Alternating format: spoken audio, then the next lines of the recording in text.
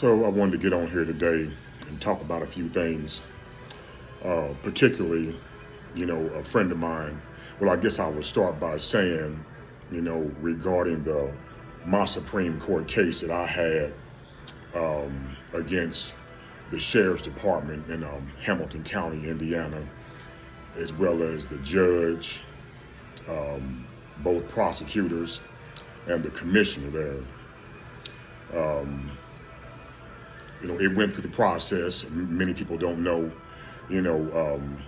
but I'm still trying to get out here and let everybody know the corruption that this Title 4D is heavily involved in.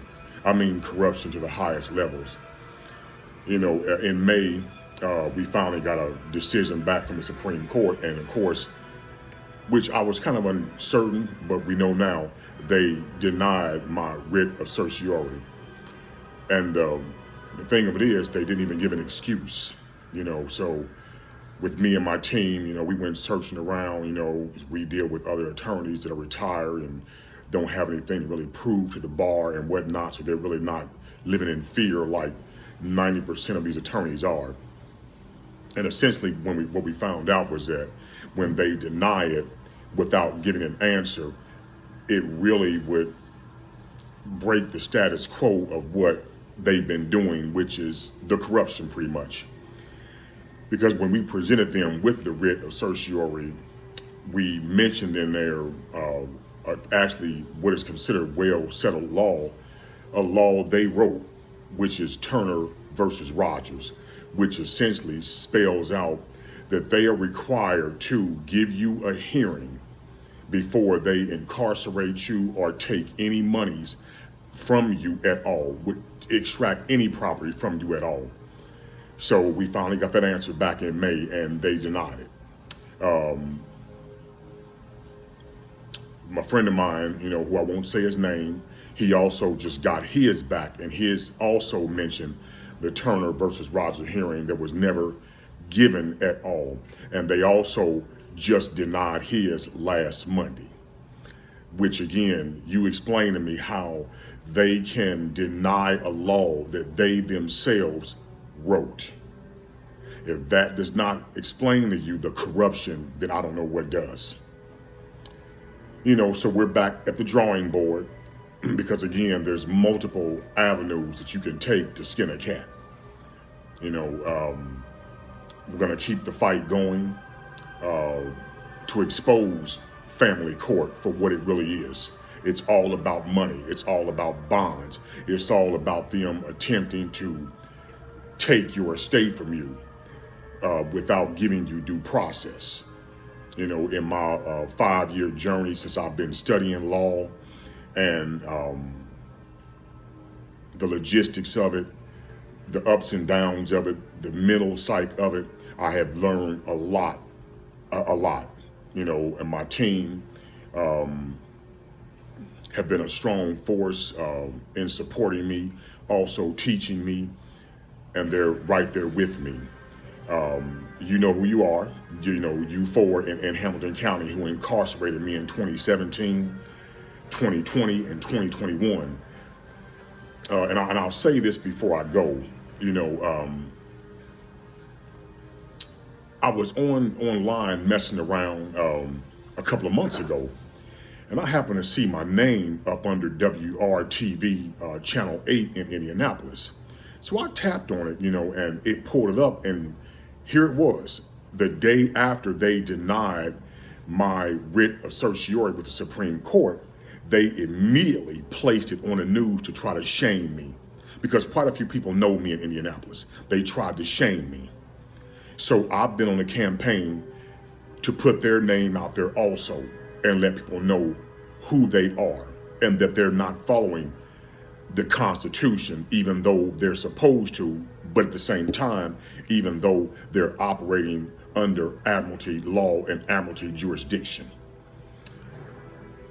It was ironic what the news said. It was said that I was incarcerated for failure to pay child support, but I can tell anybody that's watching this right now, that's not true. The incarceration in 2017 was because I had demanded my right to subrogation, which would have given me all the rights of a living flesh and blood man, which also would have given me rights to the securities that that case holds. The incarceration in 2020, the same thing. I demanded my right to subrogation. They continued to ignore me as if I said nothing to them at all, and tried to come back and continue talking about why I'm failing to pay child support when they knew in fact I was not failing to pay child support. I was paying it. The last one was in 2021 when I had filed a de novo review, which was based on federal fact regarding the illegalities of child support, and a judge there is there to look at the facts of the case, and that's everything that de novo review had in it based on federal law. He completely ignored it, had it right there by his side on the bench, claimed that he didn't get it in time and he couldn't look at it, but we were going to discuss the child support while we were there. And I told him, we're not talking about child support until you address my de novo review and all the other paperwork that I have filed prior to me coming to this hearing. He repeatedly threatened me and told me to sit down, and if I kept on talking about him reviewing that de novo review, he was going to incarcerate me for 6 months. So being me, I told him I have a right for my paperwork to be heard. And he explained to me, I told you, don't say anything like I'm a child or something like that, or I'm just some dummy that don't know my rights at this point. And he said for me not answering to the court's business and listening to what I said, people, court's business, that he was going to give me 90 days, actually 6 months in jail for failure to pay child support. But that's not what it was about. It was because I got smart with him and would not go along with their corruption. So, that's what the third one was about. So anybody out there watching thinking this is another deadbeat dad, you're wrong.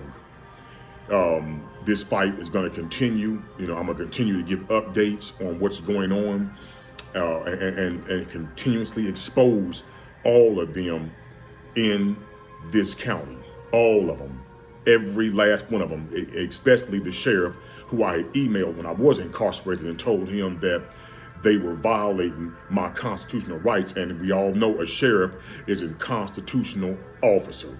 He can remove any of them if he wanted to, as well as get with them and let them know that they are breaking the law. Here recently, I have been filing more paperwork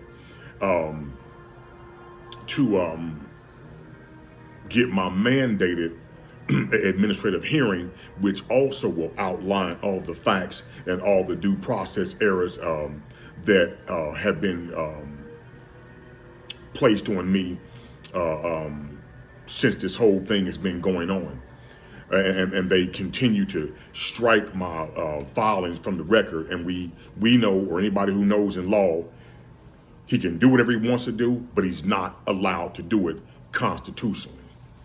The individuals that I'm speaking of, Michael Cassetti, Amy Mars, who is now Amy Crider, Christy Smith, Catherine Berry. I'm even go so far as to say the clerk, Kathy Creed Richardson. And also in Johnson County, Lisa L. Lancaster and Scott Kenneth Moore, or Kenneth Moore Scott, whatever he keeps on calling himself when he tries to mail my paperwork back to me. They're trying to avoid this at all costs because they know what they have done to me. And they're denying me my remedy because they know a case is there. So again, I'm going to keep everybody updated on what's going on and continue to expose this corrupt cartel, is what I call them, crime organization that are just absolutely ruining people's damn lives. Through the grace of God, I've been able to get back on my feet from when they did incarcerate me, and all my people work with me as far as all the monies that I have out there, and what have you, to where my life would not be totally ruined. So again, I thank everybody for listening. If you watched it, again, there's going to be updates. If you need help just to talk or anything you need a question about regarding, child support and Title 4D and child support enforcement, I mean, I welcome anybody to contact me, because some point along the line, we've got to stop this, pull together, and put a stop to this mess. People are being incarcerated over civil matters, and that's not allowed. It's actually called a bill of attainder. They're incarcerating you and punishing you without a jury trial under local legislation, under statutes and codes which are not law. So again, I thank everybody for watching and for listening. And again, I'll be getting back with everybody. Thanks.